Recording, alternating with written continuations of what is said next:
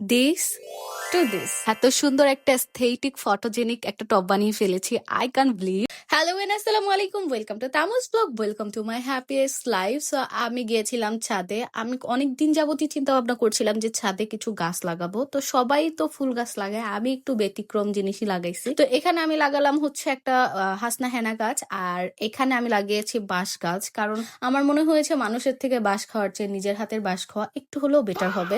তো আমার কাছে অনেক উপরন্ত সময় আছে ব্যয় করার জন্য, তো আমি ওইখান থেকে একটু সময় বের করে আমি এখানে একটা কচু গাছ লাগাই। এবং এটা দেখে আমার আব্বু বলতেছিল, হ্যাঁ কেউ কি কচু গাছ লাগায় না, মানে ফুল গাছ লাগায়। তো আমি একটু ডিফারেন্ট ভাই, আমি ফুল গাছের জায়গায় কচু গাছ লাগাইছি এবং বাঁশ গাছ লাগাইছি।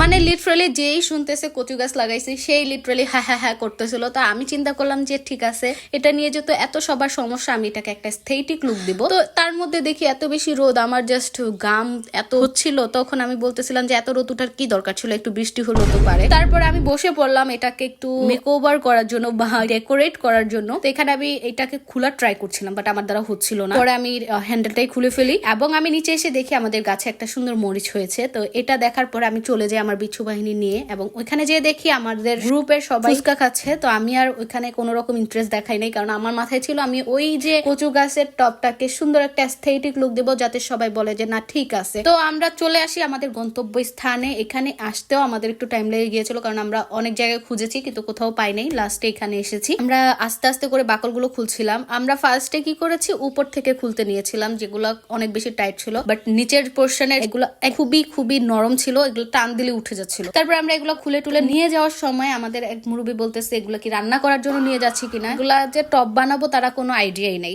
যাই হোক, এখানে এসে আমরা এগুলোকে ব্রাশ করছিলাম, আই মিন ব্রাশ দিয়ে ক্লিন করছিলাম। তো এখানে ইসরাত হচ্ছে ব্রাশ দিয়ে ক্লিন করছিল, আমি সবকিছু রেডি করছিলাম। আর আমাদের এখানে কারেন্ট যে কি বলবো, একটু পরপর চলে যাচ্ছিল, একটু পরপর চলে যাচ্ছিল। তো এখানে আমি বসে পড়ি দ্রুত, যে কখন আবার কারেন্ট চলে যায়। আস্তে করে এখানে এই গ্লু গান দিয়ে এটা অ্যাটাচ করছিলাম। ফার্স্টে মনে করেছিলাম যে গ্লু গানের স্টিক হয়তো বা একটাই ছিল। তারপর আমি চেক আউট করার পরে দেখলাম যে দুটা গ্লু গানটা বাসাই ছিল। তারপর আমরা ওইগুলো নিয়ে আসি এবং আস্তে আস্তে করে কাজ শুরু করে দিই। এখানে আমি ফার্স্টে বড়গুলো অ্যাটাচ করে ফেলি, তারপরে ছোটগুলো উপর দিয়ে হচ্ছে আমি গ্লু গান দিয়ে অ্যাটাচ করে দিব, কারণ যাতে কোনো রকম ভাবে এই যে বালতিটা এটা দেখাই না যায় একটা। ট্রাস্ট মি, আমি এখন পর্যন্ত অনেক বেশি কনফিউজ ছিলাম যে এটাকে আসলেই ভালো হবে কিনা, আমি যে এই কষ্টগুলো করতেছি এটা আসলেই ওয়ার্থ ইট কিনা। তো আমি এখানে আস্তে আস্তে করে সবগুলো অ্যাটাচ করে ফেলি, এবং আমি যেহেতু একটু মন খারাপ করেছিলাম যে এত রোদ, তারপরে দেখি সুন্দর একটা বৃষ্টিও চলে আসে। তো আমি অনেক বেশি খুশি হয়ে যাই। আমি আস্তে আস্তে করে বৃষ্টি উপভোগ করছিলাম এবং